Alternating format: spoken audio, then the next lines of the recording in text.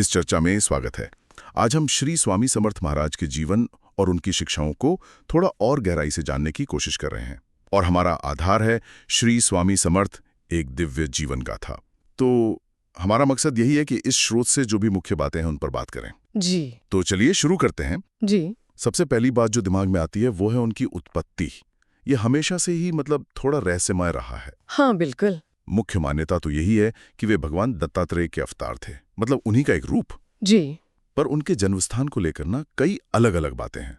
स्रोत में मालखेड़ का नाम आता है, पर स्वामी जी खुद कहते थे हम पूर्व से आए हैं। हाँ। और उनका व्यक्तित्व भी बड़ा प्रभावशाली बताया गया है। लंबा कद, मजबूत शरीर और वो तेज आंखें। और ये जो रहस्य वाली बात है ना, ये उनकी कहानी का एक बहुत अहम हिस्सा है। अक्सर जो दिव्य विभूतियां होती हैं, उनके जीवन में ये रहस्य उनकी अलौकिक प्रकृति को ही दिखाता है।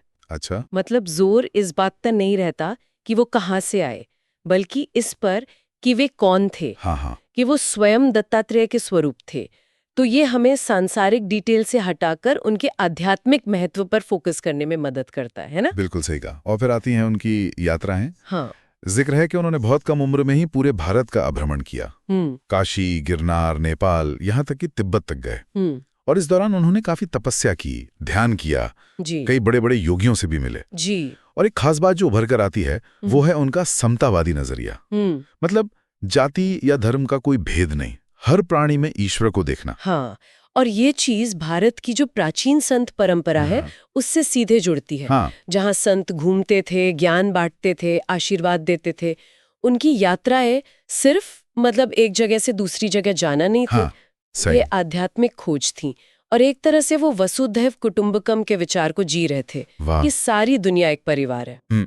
अच्छा, क्या स्रोत में इस बात का कोई जिक्र है कि इन यात्राओं के जो अनुभव थे वो बाद में जैसे अक्कलकोट में उनके व्यवहार या चमत्कारों में कैसे दिखे? देखिए, स्रोत सीधे तौर पर शायद ऐसा कनेक्शन ना बताए, पर यह अंदाजा लगाना मुश्किल नहीं है कि अक्कलकोट पहुंचने तक उनका अनुभव कितना विशाल हो चुका होगा। हाँ, ये तो है। वे 1856 में अक्कलकोट आए और फिर जीवन के आखिरी 22 साल वहीं बिताए। जी। शुरुआत में तो लोग शायद उन्हें समझ नहीं पाए, एक अजीब संत मानते थे। हाँ। पर फिर धीरे धीरे उनके चमत्कार सामने आने लगे। हाँ। और लोगों की धारणा बदली। हाँ। स्रोत में कई तरह के चमत्कारों का जिक्र है, जैसे लाइलाज बीमारियां ठीक कर देना, किसी के मन की बात जान लेना, या फिर बुरी ताकतों से बचाना, भक्तों को हादसों से बचाना। और एक चीज जो बड़ी हैरान करती है वो है एक ही समय पर कई जगहों पर मौजूद होना। बिल्कुल। और ये जो चमत्कारी किस्से हैं ना, ये भक्ति परंपराओं के केंद्र में होते हैं। सही। ये सिर्फ उनकी दिव्यता का प्रमाण नहीं माने जाते, बल्कि जो भक्त मुश्किल में है उनके लिए उम्मीद और विश्वास का एक बड़ा जरिया बनते हैं। हाँ। और खासकर वो एक साथ कई जगह मौजूद होने वाली बात, वो उनके सर्वव्यापी होने को पुष्ट करती है। हाँ। वो उनका जो आश्वासन था ना, डरो मत, मैं हमेशा तुम्हारे साथ हूँ, ये उसको सच साबित करती है। ये चमत्कार सिर्फ दिखाने के लिए नहीं थे, वो सीधे भक्तों को संभालने का एक तरीका थे। बिल्कुल। और चमत्कारों के साथ साथ उनकी शिक्षाएं भी उतनी ही जरूरी हैं। और कमाल की बात यह है कि वो बहुत ही सरल भाषा में है। हाँ, बहुत सरल। जैसे श्रद्धा और सबूरी रखो, विश्वास और धैर्य, या फिर कर्म करते रहो, फल की चिंता मत करो। और एक बात और, भक्त पर संकट आए तो वो भी कृपा का रूप है। और देखिए, इन सरल बातों में ही कितनी गहरी व्यवहारिक आध्यात्मिकता है। विश्वास, धैर्य, बिना अटैचमेंट के अपना काम करना, और मुश्किलों में भी ईश्वर की कृपा देखना, ये जीवन जीने का एक सीधा सरल रास्ता दिखाती हैं। सही कहा। और सोचने वाली बात है, आज की जो ये भाग दौड़ वाली जिंदगी है, जहाँ सब कुछ तुरंत चाहिए, वहाँ ये शांत और धैर्य वाली बातें कितनी मायने रखती हैं, है ना? बहुत ज्यादा। फिर 30 अप्रैल 1878 को उन्होंने अक्कलकोट में महासमाधि ली, एक वट वृक्ष के पास। जी।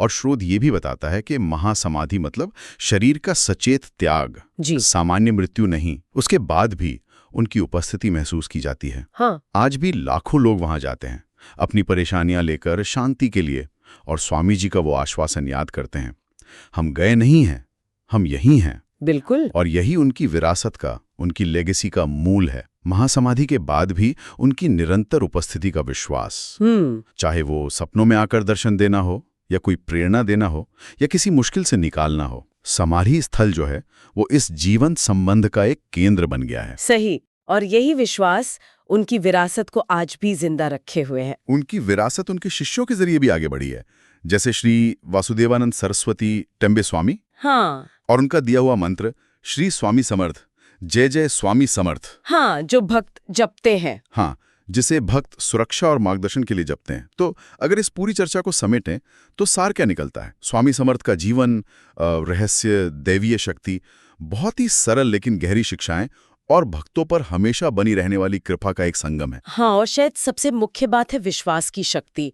ये विचार कि अगर सच्चे मन से उन्हें याद किया जाए, भक्ति की जाए, तो दैवीय मदद हमेशा मिलती है। जैसा कि उनके मंत्र से भी पता चलता है, ये आध्यात्मिक मदद को सबके लिए सुलभ बनाता है। बिल्कुल। और जाते जाते एक विचार छोड़ जाते हैं। स्रोत में ये बात आती है कि स्वामी समर्थ हर प्राणी में ईश्वर देखते थे। जी।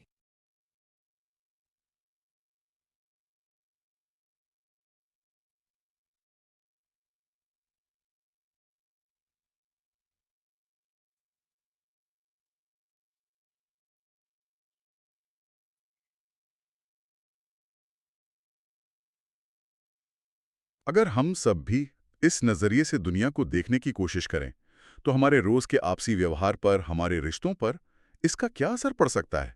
इस पर सोचना चाहिए। हाँ, ये वाकई सोचने वाली बात।